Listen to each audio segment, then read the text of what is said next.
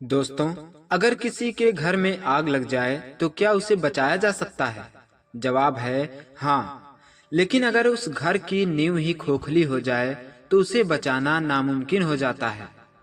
आज हम आपको एक ऐसी कहानी सुनाने जा रहे हैं जो आपको सोचने पर मजबूर कर देगी। ये कहानी सिर्फ भोला की नहीं, बल्कि हर उस इंसान की है जो अपने परिवार के लिए दिन रात मेहनत करता है, लेकिन कभी-कभी विश्वासघात का शिकार भी हो जाता है।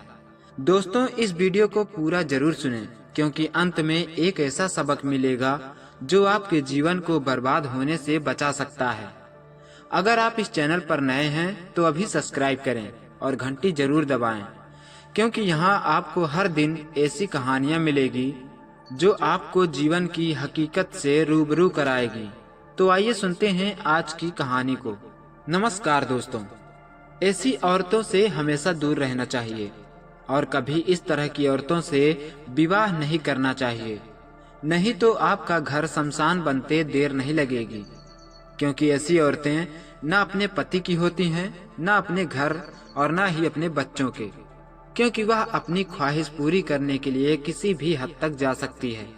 इसलिए अगर आप भी शादी का फैसला कर रहे हैं तो इन चीजों का जरूर ध्यान दें, और जो लोग शादीशुदा हैं वह भी इन चीजों को नजरअंदाज न करें। तो आइए जानते हैं इस कहानी के माध्यम से कि एक औरत ने अपने बच्चे और अपने पति के सामने ऐसा क्या किया जिससे उसका घर शमशान हो गया। और तो और पूरे गांव के लोग उस औरत को भरी सभा के सामने किया। यह कहानी उत्तर प्रदेश के प्रयागराज जिले के एक छोटे से गांव की कहानी है, जहां भोला नामक एक व्यक्ति अपनी पत्नी सीमा और 3 बच्चों, 2 बेटे और 1 बेटी के साथ रहता था। भोला एक मेहनती किसान था जो अपने परिवार की सभी आवश्यकताओं को पूरा करने के लिए दिन रात खेतों में काम करता था। उसकी पत्नी सीमा को जीवन की सभी सुख सुविधाएं उपलब्ध थी। घर में पैसे, कपड़े और खाने पीने की कोई कमी नहीं थी। समय के साथ जैसे जैसे सीमा की उम्र बढ़ रही थी, उसके मन में जवान पुरुषों के प्रति आकर्षण बढ़ने लगा। उसके पति भोला की कठोर मेहनत और उम्र के प्रभाव से उसकी शारीरिक क्षमता कम और दुबला पतला हो गया था, जिससे वह कमजोर और बूढ़ा दिखने लगा था। सीमा को अब एक साथी की तलाश थी जो उसकी इच्छाओं को पूरा कर सके। सीमा के घर के बगल में एक और कच्चा मकान था, जिसमें एक 24 वर्ष का लड़का रहता था जो घर पर ही इधर उधर का काम करता था। सीमा की आंखों में वह लड़का छा गया और वह उस लड़के को अपने अधीन करने में लग गई। कुछ दिन सीमा ने उस लड़के की तरफ ताक झांक करती रही। थोड़े दिनों में ही लड़का भी समझ गया कि कुछ तो बात है जो मुझे ताक रही है। ऐसे करते करते वह दोनों आपस में बात करने लगे। इधर भोला को थोड़ा भी आभास नहीं था कि मेरी पत्नी क्या कर रही है, क्योंकि वह दिन रात मेहनत करके अपने परिवार का पालन पोषण में लगा था। उसी गांव में एक बगीचा था जहां सीमा और वह युवक अक्सर आम के बाग में मिलने लगे। गांव के कई लोगों ने उन्हें साथ में देखा, लेकिन किसी ने भी भोला को इस बारे में सूचित नहीं किया। धीरे धीरे पूरे गांव में उनकी नाजायज संबंधों की चर्चा होने लगी, लेकिन भोला अपनी मेहनत में इतना व्यस्त था कि उसे इन बातों की भनक तक नहीं लगी। एक दिन भोला सुबह सुबह शौच के लिए आम के बाग में जाता है। वहां उसने सीमा को उस युवक के साथ में देख लिया। यह दृश्य देखकर भोला के पैरों तले जमीन खिसक गई, लेकिन उसने उस समय कुछ नहीं कहा और चुपचाप घर लौट आया। घर पहुंचकर उसने सीमा से पूछा, सीमा, तुम कहाँ गई थी? सीमा ने साफ साफ इनकार कर दिया।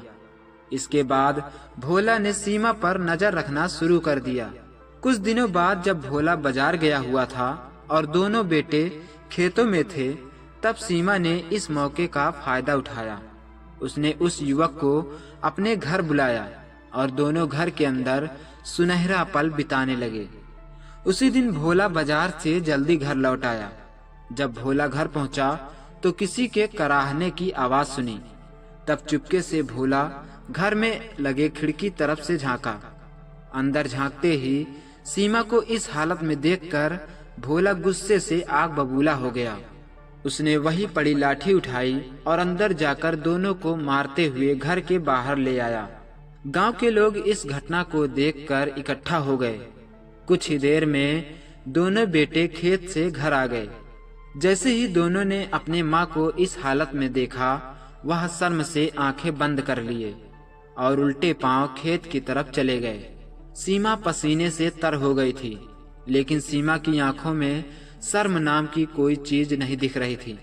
वह अपने पति भोला से बोली, मैं इसी लड़के के साथ रहूंगी और उसी के साथ अपना जीवन बिताऊंगी। उसकी बेटी जो कुछ ही दूर पर छुपकर अपनी माँ की बातें सुन रही थी, वह अचानक बेहोश हो गई।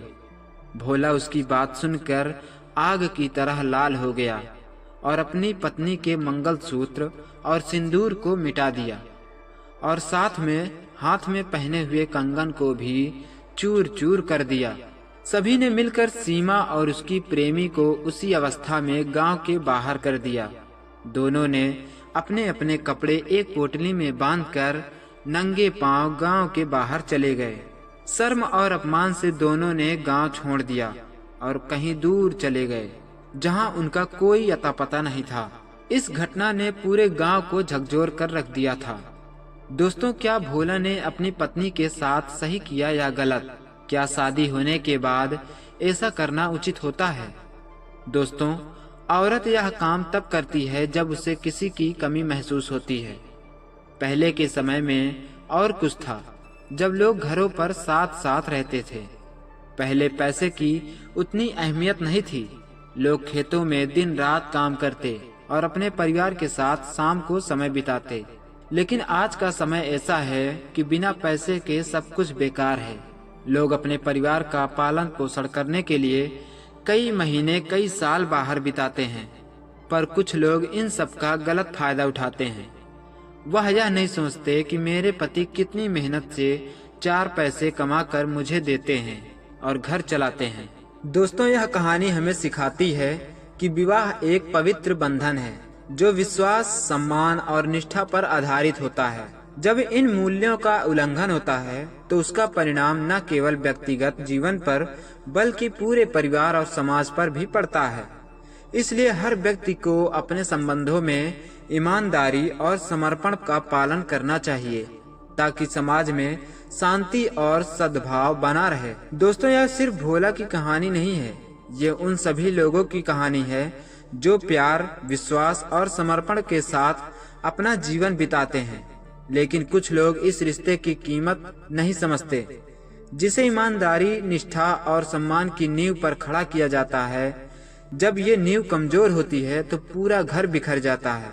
क्या आपको लगता है कि भोला ने सही किया? क्या ऐसे रिश्ते में रहना सही था? हमें कमेंट में जरूर बताएं।